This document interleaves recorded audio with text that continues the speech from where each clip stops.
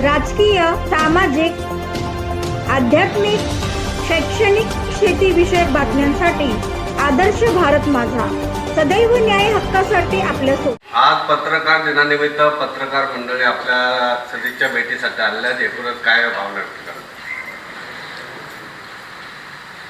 आज बाळशास्त्री जांभेकर यांच्या जन्मदिनानिमित्त आपण महाराष्ट्रामध्ये पत्रकार दिन म्हणून साजरा करत असतो। आपण त्यांना आद्य पत्रकार असं म्हणतो। म्हणजे आपल्या अख्ख्या भारतामध्ये पहिल्यांदा वर्तमानपत्र निघालं असेल तर बंगालमध्ये, आणि दुसरं राज्य म्हणजे महाराष्ट्र।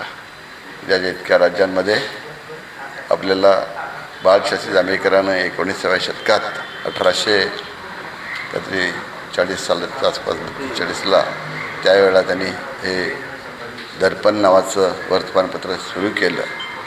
खऱ्या अर्थानं समाज जीवन, आपल्या अवतीभोवती काय चाललं आहे हे दाखवण्याचं काम, दर्पण आरसा दाखवण्याचं काम हे पत्रकार करत असतात।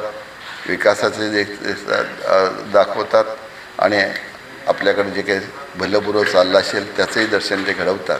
आणि त्याच्यामुळं लोकांच्या दृष्टीनं हे अतिशय आवश्यक असं आहे।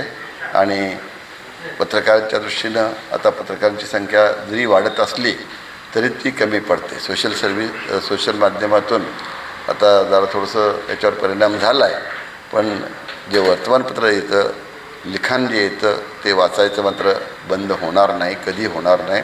कारण त्याच्यातून खरं दर्शन होत असतं आणि त्या दृष्टीनं हे पत्रकार मित्र तुम्ही विकासाच्या दृष्टीनं हातभार देशाच्या लावत असता।